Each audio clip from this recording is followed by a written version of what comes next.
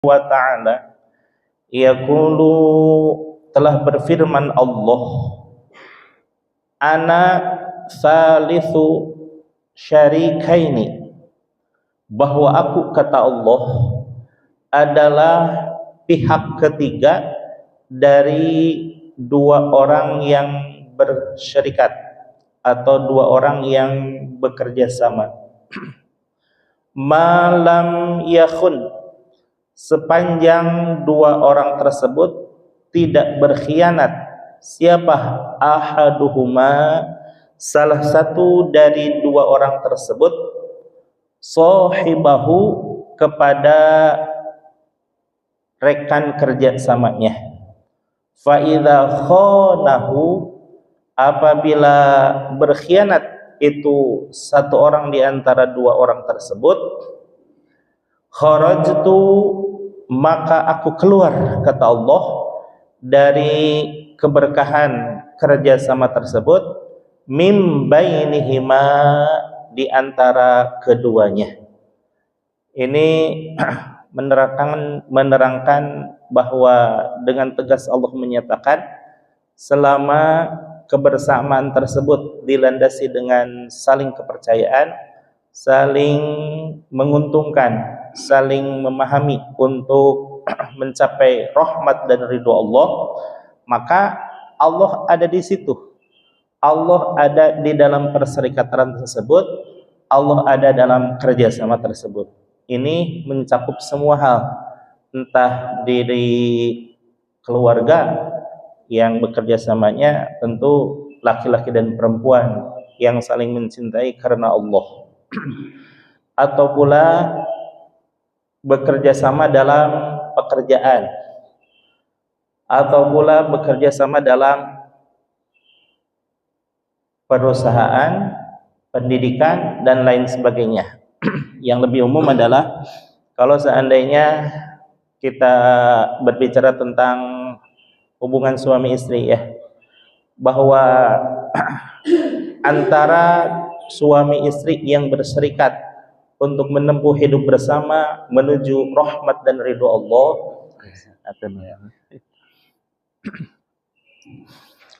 maka Allah hakul yakin berada di balik kebersamaan tersebut. Artinya keberkahan Allah terlimpah kepada suami istri tersebut, yang pada dasarnya, pada awalnya, seluruhnya hakul yakin bahwa dua orang suami istri itu yang adalah ajnabiyaini, pada bukan siapa-siapa, tidak terlahir dalam satu rumpun keluarga, tapi diikat dalam satu ikatan yang suci, yaitu ikatan pernikahan. Maka jadilah dua orang lain itu menjadi satu hubungan dalam pernikahan, musyawarah. Nah, sepanjang suami istri itu memegang kepercayaan, memegang tujuan bersama untuk mencapai kehidupan yang lebih sakinah, mawaddah, warahmah, hakul yakin Allah ada di dalam menaungi keluarga tersebut.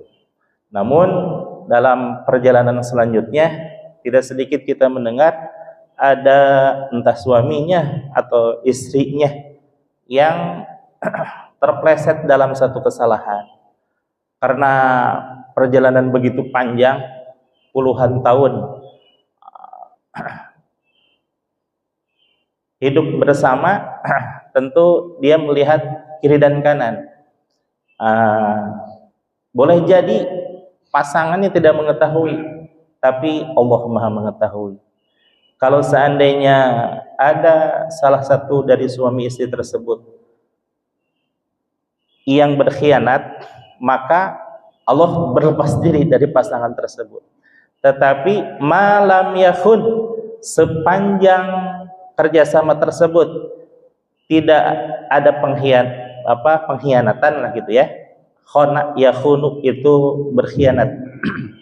Tidak ada pengkhianatan terhadap pasangannya, maka Allah masih berada di dalam keberkahan naungan keluarga tersebut. Tapi kalau salah satu di antaranya terpleset dalam satu kesalahan, maka Allah hengkang dari keberkahan keluarga tersebut. Maka kalau seandainya sebuah keluarga sudah mulai retak, biasanya sudah nggak nyaman dalam kehidupan perjalanannya ya.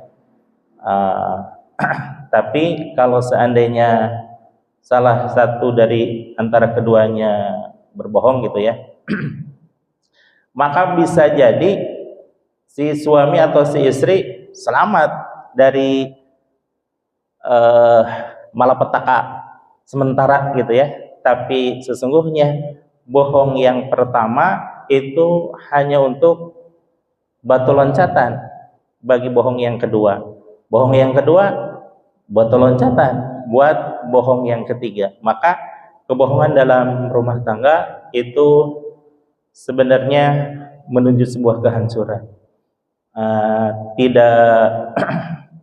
Tidak sedikit kita lihat pasangan yang pada awalnya harmonis luar biasa, bahkan pernikahannya mungkin dilaksanakan di Mekah Al-Mukarramah atau Madinah Al-Munawwarah yang melambangkan kesucian dari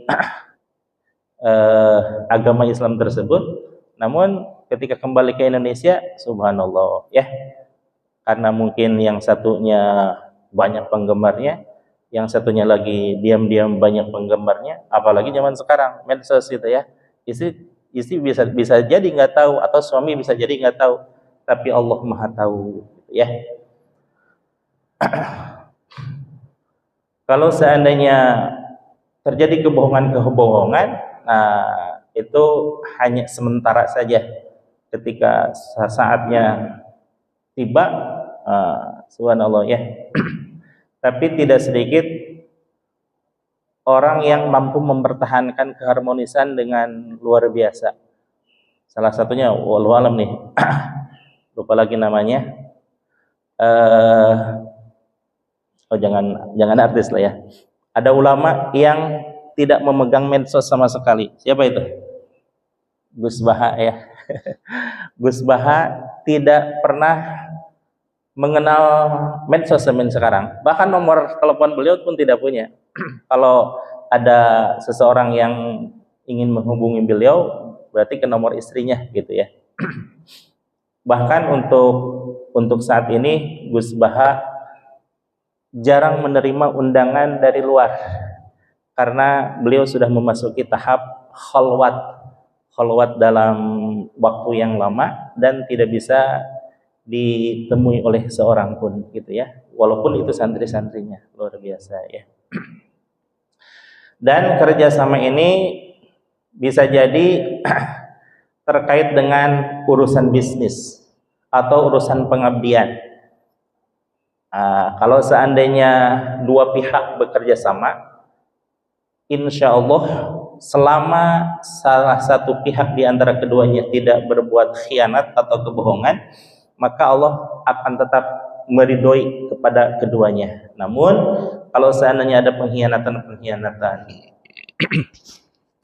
atau dari sisi pembagian jumlah dirasa tidak menguntungkan salah satu pihak, maka biasanya pihak yang merasa dirugikan itu gimana caranya supaya orang tersebut hengkang gitu ya.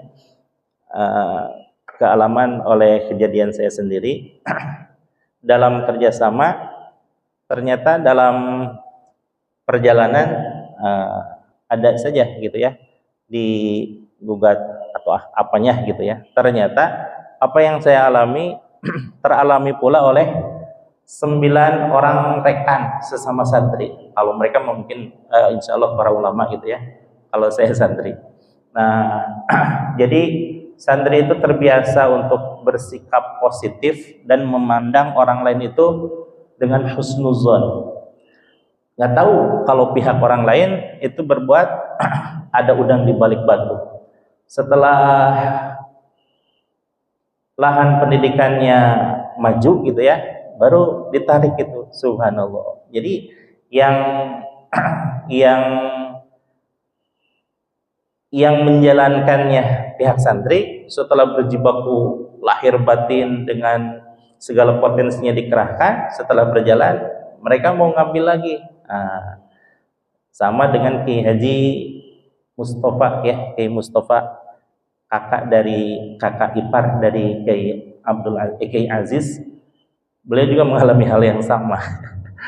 Beliau sering ke saya sering ke beliau gitu ya. Atau yang paling ngenes bagi saya mungkin Kiai Haji Manarul Hidayat. Kiai Manarul Hidayat bahkan sampai digugat pesantrennya. Mungkin gitu ya. Dulunya beliau menerima tanah wakaf dari keluarganya, karena masih keluarga dan saling kepercayaan, beliau tidak mengurusi tentang surat-surat tanahnya tersebut. Setelah berdiri puluhan tahun, bahkan beliau sudah puluhan tahun, dari mulai TK, SD, SMP, SMA, perguruan tinggi juga ada, tapi karena tidak punya legalitas tanah, maka ya kalah di persidangan. Akhirnya beliau harus meninggalkan pondok pesantren Al-Mahbubiyah. Subhanallah ya. Ini menjadi pelajaran bagi para santri gitu ya. Para santri dalam kehidupan ini ya mengedepankan husnuzon boleh saja, tapi kalau seandainya polos-polos begitu saja, bisa-bisa diakalin gitu sama orang.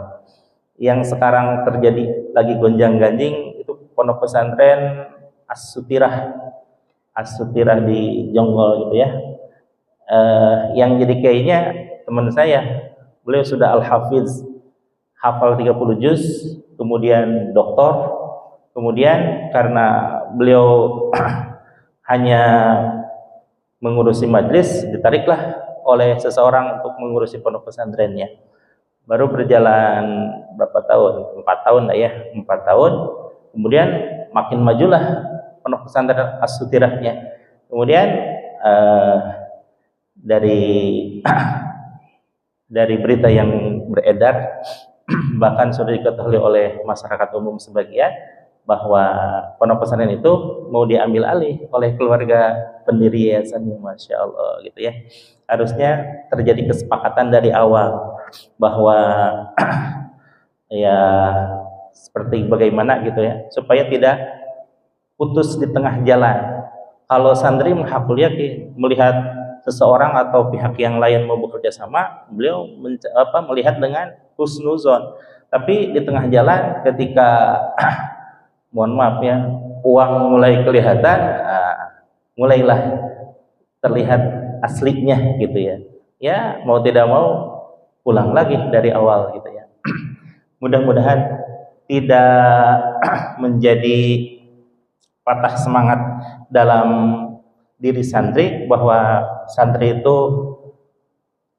ada di dalam dunia pengabdian. Mudah-mudahan bahwa pengabdiannya itu menjadi atau berada di lahan sendiri ya, supaya tidak terjadi digugat sebagaimana orang-orang 9 orang yang saya kenal. Terakhir ketika Kiai saya, Kiai Haji Qori putranya Kiai Haji Ahmad Syahid Al-Falah Cicalengka berkunjung ke Darul Muqarrabin, beliau pun sama menyatakan bahwa dulu ayahanda, katanya Kiai Ahmad Syahid, mengalami hal yang sama, hampir terjadi.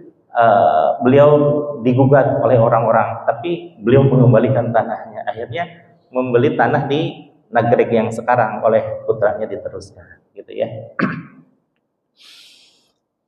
Jadi Allah Subhanahu wa taala Tsalithus syarikaini, merupakan pihak ketiga dari 2 orang yang berserikat. Malam yakhun, dengan satu syarat bahwa tidak ada pengkhianatan di antara salah satu keduanya. Fa idza khana, apabila berkhianat salah satu dari 2 orang yang berserikat tersebut, fa kharajtu min bainihima, maka aku keluar dari kerjasama tersebut. Akhirnya artinya keberkahannya dicabut oleh Allah Subhanahu wa taala ya. Oh iya, terakhir waktu di Banten tuh ya, ada sama kerjasama dengan santri lulusan Gontor, tapi yang santri lulusan Gontor itu kebetulan orang biasa gitu ya. Ada orang yang punya harta, punya tanah, kemudian membangunkan pesantren. Tapi karena basicnya bukan pesantren, dia nggak paham bagaimana mengelola pesantren tersebut. Yang kemudian kerjasama, pas kerjasama itu santrinya itu sudah mencapai 1.500. 1.500, kemudian dikalkulasikanlah tetap ini ada puluhan ratusan juta ini katanya mengalir setiap bulan. Akhirnya diambil alih. Kemudian santri itu membangun lagi dari awal dan sama, walaupun sekarang tidak mencapai santri yang banyak karena memang fasilitas keuangan gitu ya, hanya mencapai 500 santri. Bagaimana dengan gedung pesantren tersebut sampai sekarang? Apakah berjalan dengan mulus? Ternyata subhanallah ya, sampai sekarang bangunan hanya bangunan saja, tidak ada santri sama sekali. Masya Allah, karena Allah cabut keberkahannya. Jadi kerjasama tersebut. Selanjutnya, innallaha, sesungguhnya Allah subhanahu wa ta'ala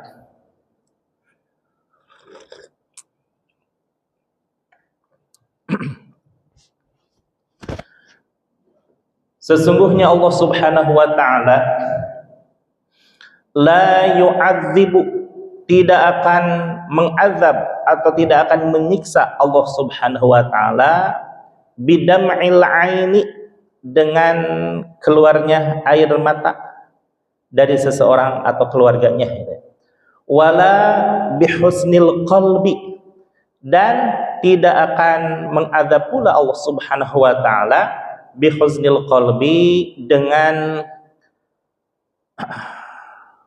khawatirnya hati itu,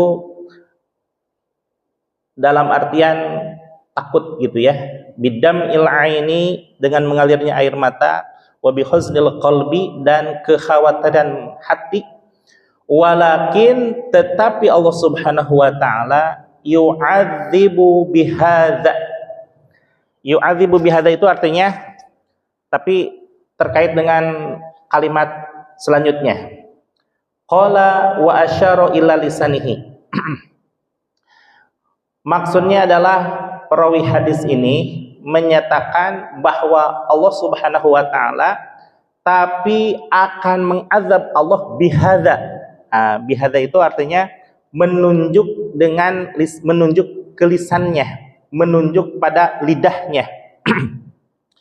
Allah akan mengazab seseorang dengan adanya perkataan. Itu maksudnya ya, bukan dengan menangisnya atau dengan kekhawatiran hati dan lain sebagainya, tapi dengan lisannya. Apa yang diucapkan lisan oleh keluarganya? Apakah mengazab Allah atau wayarham, atau justru malah merahmati kepada jenazah tersebut? Artinya bahwa Allah subhanahu wa ta'ala, bahwa ana inda zonni abdi bi, sesungguhnya aku, kata Allah subhanahu wa ta'ala, tergantung persangkaan hambaku kepadaku. Kalau seandainya hamba itu menyangka aku baik, maka aku lebih baik lagi. Kalau seandainya hamba itu menyangka aku kurang baik, maka aku tidak akan baik sama sekali. Begitu ya.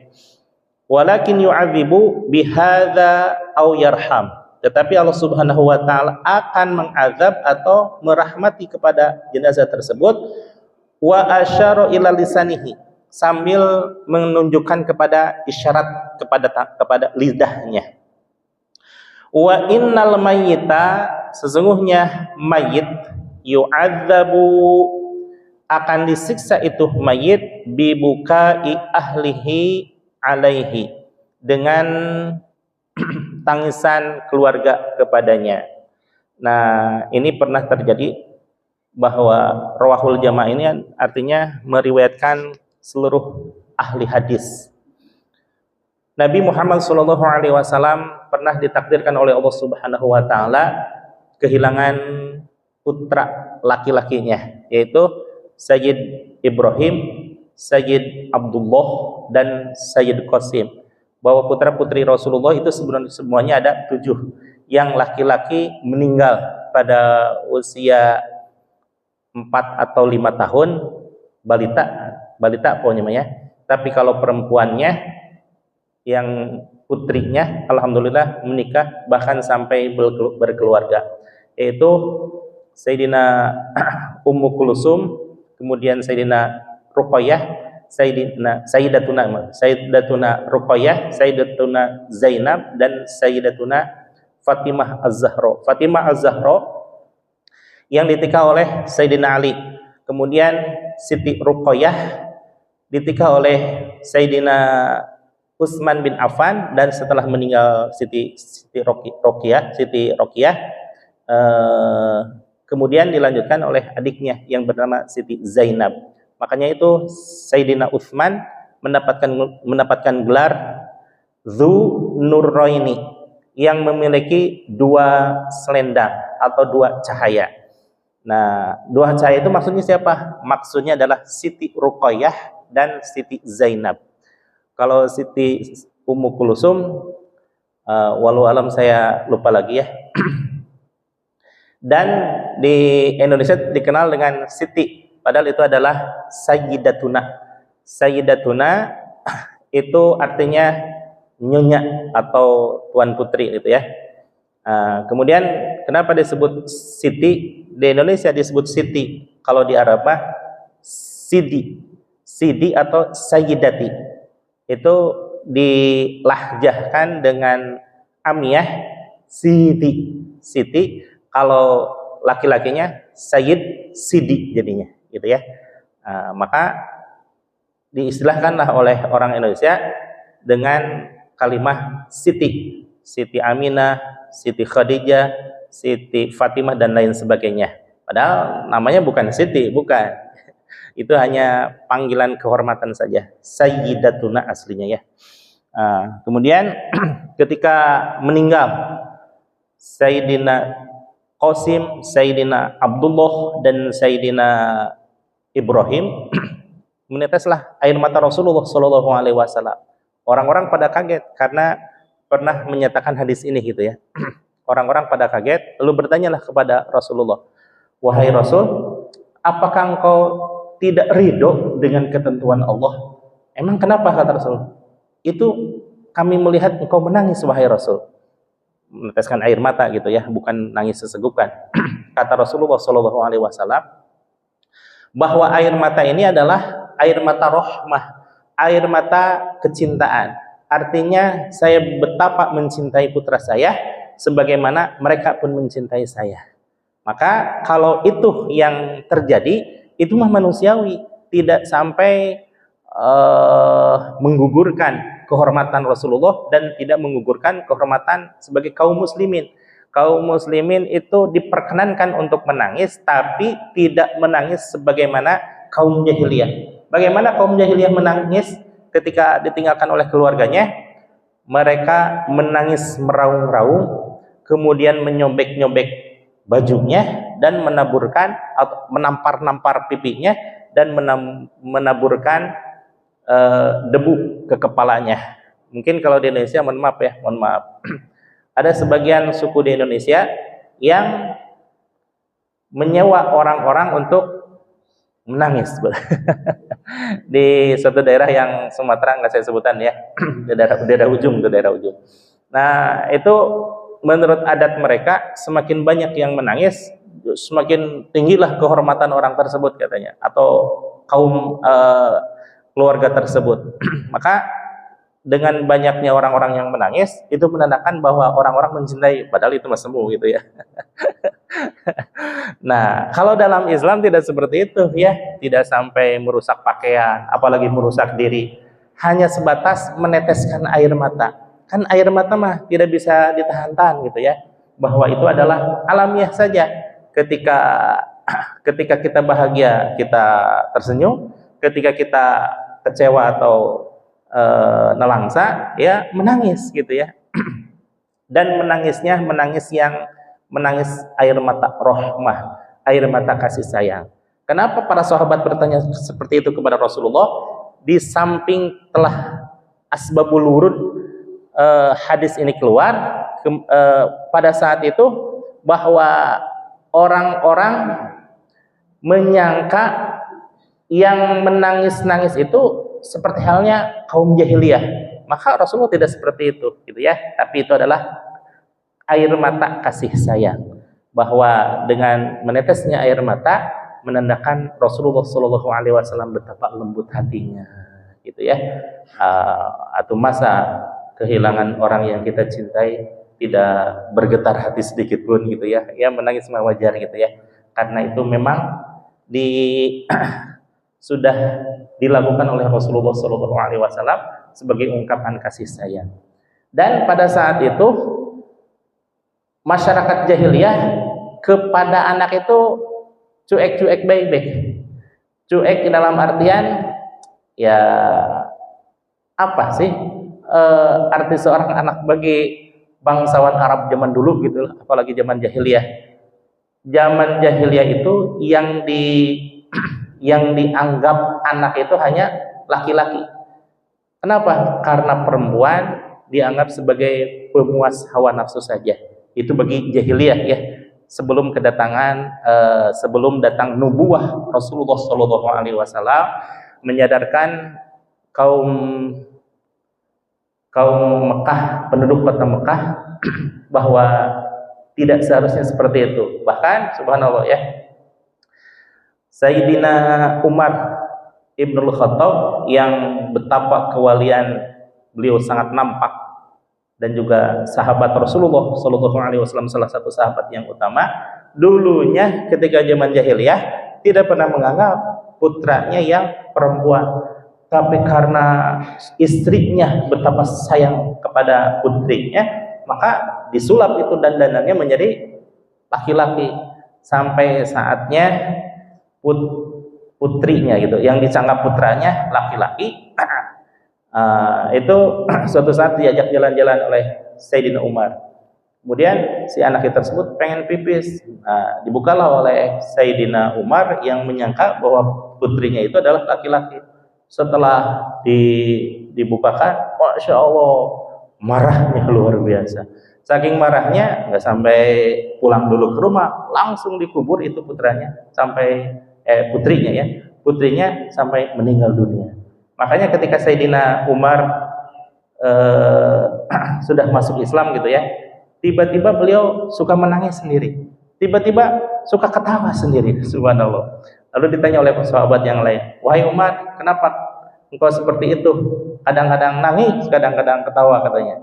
Aku menangis karena menangisi kepergian putriku sendiri yang perginya oleh tanganku sendiri, katanya, dikubur hidup-hidup. Lalu kenapa engkau tertawa?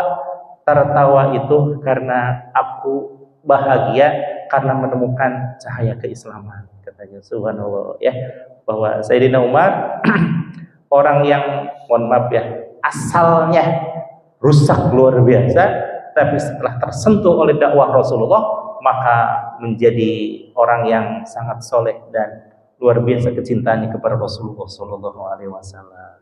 Ya, nah, cuma sayangnya kembali kepada Rasulullah Shallallahu Alaihi Wasallam, dan ini sudah ditakdirkan oleh Allah bahwa Rasulullah tidak memiliki putra, tidak memiliki putra laki-laki, hanya memiliki putra perempuan, putri gitu ya. Yang 4 itu yang saya sebutkan tadi, Ummu Kulsum, Siti Ruqayyah, Siti Zainab, dan Siti Fatimah.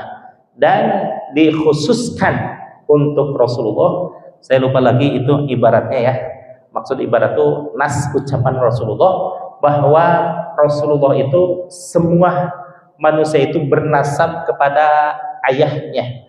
Hanya untuk Rasulullah, karena memang beliau tidak memiliki putra, untuk keturunanku, maka keturunanku maka Siti Fatimah bernasab kepada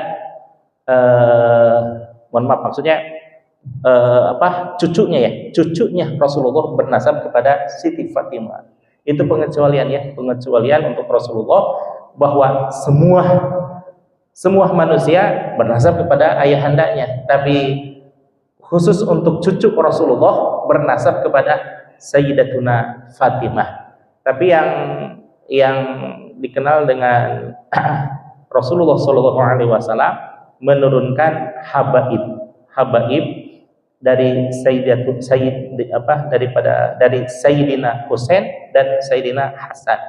Kalau di Arab disebut Syarif, kalau di Yaman disebut Habib, kalau di Indonesia sebagian Raden. Raden itu ada sebagian keturunan bangsawan, ada yang keturunan Rasulullah Shallallahu Alaihi Wasallam. Khusus untuk daerah Banten itu disebut sebagai Tubagus. Maka yang hati-hati kalau kita bertemu dengan Tubagus, itu adalah dalam darahnya ada darah Rasulullah Shallallahu Alaihi Wasallam. Bagaimana kita kalau kita bernasab mah tidak mungkin ya di Cileng Sinda mungkin tidak ada yang bernasab kepada Rasulullah Shallallahu Alaihi Wasallam. Tapi ada dua nasab itu, nasab secara jasadiah dan nasab secara ruhaniyah. Insya Allah kita bernasab secara ruhaniyah. Di dalam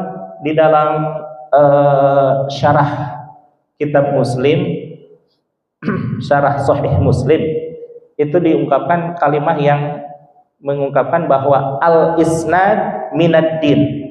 Sanad itu sebagian dari ajaran agama. Laulal isnad, kalau seandainya tidak karena sanad, laqala man syaa ma syaa. Niscaya orang akan mengatakan begini, begitu.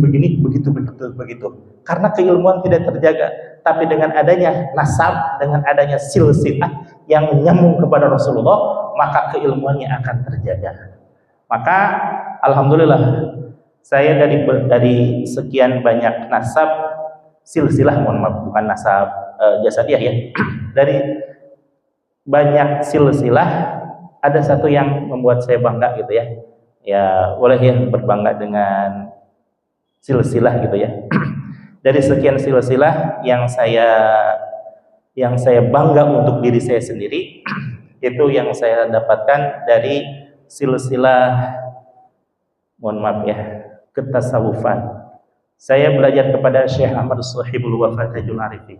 Syekh Ahmad Shahibul Wafa Tajul Arifin belajar kepada Syekh Abdullah Mubarak bin Nur Muhammad, atau disebut dengan Pangarsa Abah Sepuh.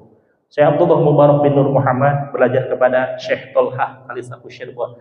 Syekh Tolha Kalisaku Syirbon belajar kepada Syekh Ahmad Khatib Sambas ibni Abdul Ghaffar dari Kalimantan, ulama Kalimantan, Kampung Sambas yang bermukim di Jabal Gubesh, Makkah Al-Mukarramah. Syekh Ahmad Khatib belajar kepada Syekh Syamsuddin. Dan Syekh Ahmad Khatib ini memegang dua khirqah kemursyidaan, yaitu mursyid Thariqah Qadiriyah dan mursyid Thariqah Naqsyabandiyah. Kemudian Syekh Syamsuddin belajar kepada Syekh Muhammad Murad. Syekh Muhammad Murad belajar kepada Syekh Abdul Fattah. Syekh Abdul Fattah belajar kepada Syekh Yahya. Syekh Yahya belajar kepada Syekh Abdul Rahim. Syekh Abdul Rahim belajar kepada Syekh Abu Bakar. Syekh Abu Bakar belajar kepada Syekh Utsman. Syekh Utsman belajar kepada Syekh Hashimuddin. Syekh Hashimuddin belajar kepada Syekh Waliuddin. Syekh Waliuddin belajar kepada Syekh Nuruddin. Syekh Nuruddin belajar kepada Syekh Syarafuddin. Syekh Syarafuddin belajar kepada Syekh Syamsuddin. Syekh Syamsuddin kedua. Kemudian Syekh Syamsuddin belajar kepada Syekh Muhammad Hatta. Syekh Muhammad Hatta belajar kepada Syekh Abdul Aziz. Syekh Abdul Aziz belajar kepada ayahandanya, yaitu Syekh Abdul Qadir Al-Jailani. Jadi silsilah saya kepada Syekh Abdul Qadir itu nomor 20 ya. Alhamdulillah. Kemudian Syekh Abdul Qadir belajar kepada siapa? Gurunya, mohon maaf, lebih terkenal muridnya yaitu ya, Syekh Abdul Qadir. Tapi Syekh Abdul Qadir berguru kepada Syekh Abu Sa'id bin Ali Al-Hadrami. Kemudian Syekh Abu Sa'id belajar kepada Syekh Abdul Faraj. Syekh Abdul Faraj belajar kepada Syekh Abdul Wahid At-Turtusi. Syekh Abdul Wahid At-Turtusi belajar kepada Syekh Abu Bakar Asyibli. Syekh Abu Bakar Asyibli belajar kepada Syekh Junaid Al-Baghdadi. Syekh Junaid Al-Baghdadi belajar kepada Syekh Ma'ruf Al-Karhi. Syekh Ma'ruf Al-Karhi belajar kepada Syekh Sirri As-Saqati. Syekh Sirri As-Saqati belajar kepada Abu Sa'id Ali bin Musa Ar-Ridho. Kemudian Syekh Abu Sa'id bin Ali Musa Ar-Ridho belajar kepada Imam Ja'far Shadiq. Kemudian Sayyidina Imam Ja'far As-Shadiq belajar kepada Syekh Muhammad atau Sayyidina Muhammad Bagir, karena ini mendekati Rasulullah ya. Syekh Muhammad Bagir belajar kepada Syekh Zainal Abidin. Syekh Zainal Abidin atau Sayyiduna Zainal Abidin belajar kepada ayahandanya, yaitu Sayyiduna Husain, dan Sayyidina Husain belajar kepada Sayyidina Ali karramallahu wajhah, dan Sayyidina Ali karramallahu wajhah belajar kepada Rasulullah sallallahu alaihi wasallam. Lalu bagaimana Rasulullah? Rasulullah pun masih berguru, yaitu berguru kepada Malak Jibril alaihi salam, dan Malak Jibril alaihi salam menerima langsung dari Allah ya. Jadi Nabi Muhammad pun masih memiliki guru, walaupun keguruannya itu adalah karena beliau menerima titipan dari Allah Subhanahu wa taala. Sebenarnya kalau bidang keilmuan ya lebih tinggi, jauh lebih tinggi Nabi Muhammad sallallahu alaihi wasallam. Tapi karena silsilahnya Rasulullah menerima dari Malak Jibril alaihissalam, maka tetap di dalam silsilah itu adalah Nabi Muhammad berguru kepada Malak Jibril alaihissalam. Subhanallah ya, dengan memiliki sanad maka kita akan terjaga keilmuan kita. Tidak hal yang aneh-aneh, tidak hal yang rumit-rumit dan lain sebagainya, tapi ada sisi keberkahan dari Rasulullah sallallahu alaihi wasallam. Sanad apapun itu, entah itu sanad Al-Quran, entah itu sanad hadis, entah itu sanad tajwid, entah itu sanad ilmu nahwu, sharaf dan lain sebagainya, semua keilmuan pun itu ada sanad-sanadnya. Tapi sayang sekali di antara santri-santri gitu ya, yang setiap kali bergelut dengan keilmuan, kurang menyadari akan pentingnya sanad.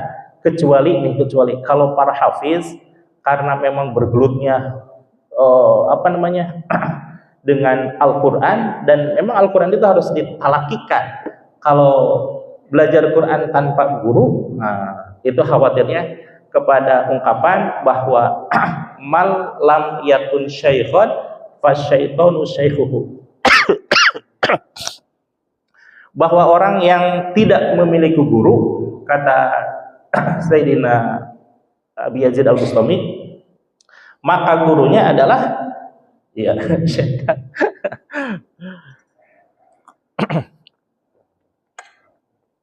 Artinya bahwa disinilah pentingnya seorang guru, bahwa kalau santri tahfidz itu hakul yakin memiliki sanad silsilah gitu ya.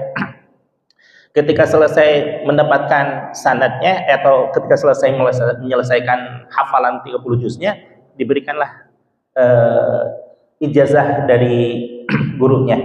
Kalau saya mohon maaf belum sempat untuk mendapatkan ijazah Al-Quran karena memang belum selesai ya, waktu di Situbondo belum selesai. Tapi alhamdulillah putra saya Zaki ketika selesai dari Ponorogo, beliau mendapatkan silsilah, yang silsilah itu nomor 29 dari Rasulullah Shallallahu Alaihi Wasallam.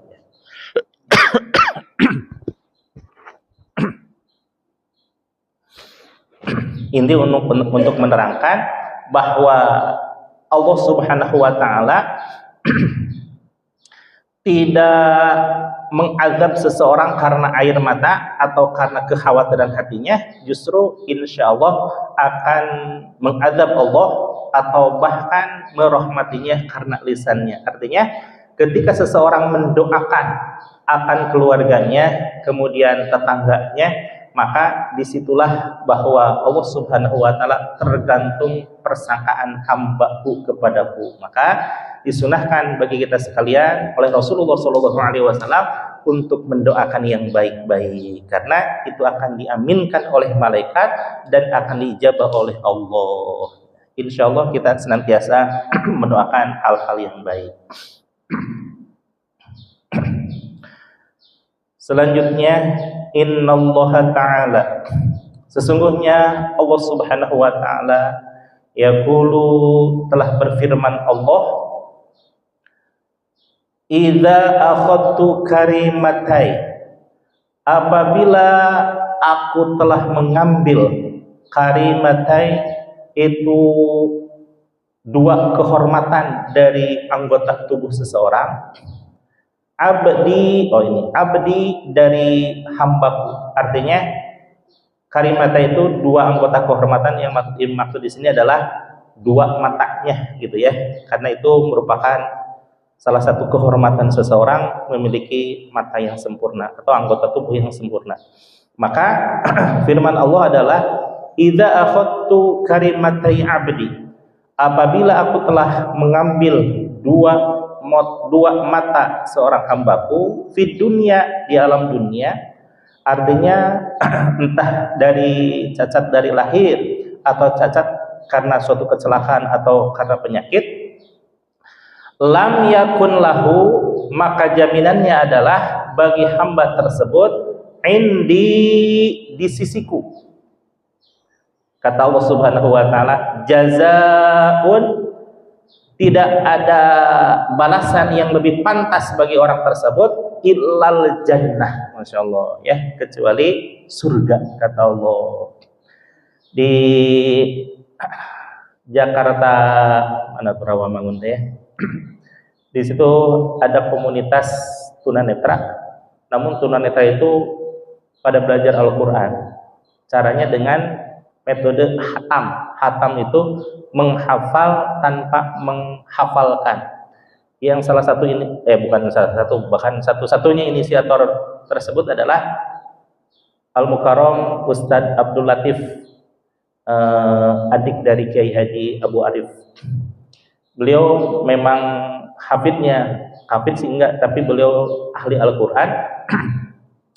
Kemudian dengan metode yang didapat dari ayahandanya, yaitu diulang-ulang, kemudian menjadi inspirasi bagi beliau untuk menulis dan menciptakan hatam, metode hafal tanpa menghafalkan. Bagaimana metodenya?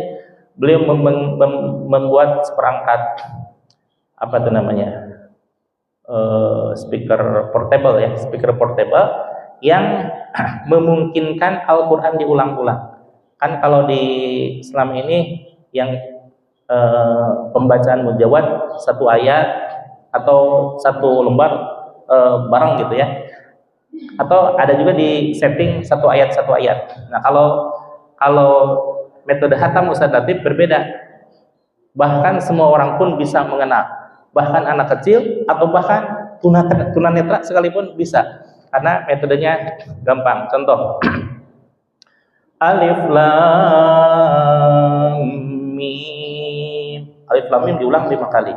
Kemudian Zalikal kitabu 5 kali diulang-ulang. Hanya dengan metode seperti itu di pondok pesantren Nun, pondok pesantren yang namanya antik ya, Nun di Kudus. Alhamdulillah saya pernah ke sana. Itu metodenya yang tadinya anak TPA masyarakat sekitar, karena adanya metode tersebut hatam, hafal tanpa menghatamkan, sampai sekarang santri tahfidnya 500 dan itu semuanya menghafalkan metode hatam. Metode hatam itu kalau anak kecil gitu ya, anak kecil kan biasanya senang nonton, itu anak kecil ya, diperlihatkan tablet atau HP gitu ya. Kemudian tontonnya ya sama aja, tontonannya Ipin Upin, Marsha atau Bibi Bas dan lain sebagainya lah, tontonan anak-anak gitu ya. Tontonannya, matanya melihat tontonan, tapi yang keluar itu adalah suara hatam. Jadi buat anak tidak membuat bosan. Anak tetap bisa bermain, tapi hafalannya masuk ke dalam otaknya gitu ya. Kalau anak bermain, ya emang dunianya bermain, tapi disiasati bagaimana permainannya itu menjadi suatu hafalan. Dengan metode seperti itu, singkat sebenarnya dan ringan gitu ya, tapi menghasilkan para hafiz-hafiz yang kuat hafalannya. Dan memang semua metode tahfidz itu menyajikan hafalan atau keunggulan tersendiri. Tapi sebagaimana guru saya ya, bahwa beliau ketika dimintai pendapat tentang banyaknya metode tahfidz yang sekarang, beliau cucu dari Kiai Haji siapa tuh, Mama Kudus ya, Mama Kudus. Kemudian ketika beliau Yambaul Quran Kudus, ketika beliau dimintai tentang metode, Mbah, bagaimana metode yang seperti ini? Ya bagus katanya, tapi semua metode itu intinya adalah pelafalan Al-Quran. Artinya ya ngaji-ngaji lagi gitu ya. Kalau tanpa ngaji, sehebat apapun metode, tetap aja tidak akan berfungsi, karena intinya adalah ngaji. Dan para hafizoh itu yang pekerjaannya sehari-hari adalah menghafalkan Al-Quran. Rata-rata itu ya, mereka menjaga hafalannya itu sehari 5 juz. Sehari 5 juz, kalau di rata-ratakan pagi, duhur, asar, maghrib, sama isya, itu 1 juz. Dan bagi para hafiz itu paling 15 menit 1 juz gitu ya. Bahkan, mohon maaf ya, teman seangkatan saya Kiai Haji Muhammad Madinah orang Jakarta, yang beliau adalah lulusan Kudus ketika kami di Situbondo, saya di Situbondo. Beliau menghatamkan Al-Quran dari mulai subuh sampai sebelum zuhur. Jadi itu pukul setengah 12 lah. Dan semuanya terheran-heran, subhanallah, saya melihat Al-Quran, kalau dia mah bil ghaib gitu ya, tidak satu pun kesalahan ketika mengucapkan Al-Quran. Padahal dari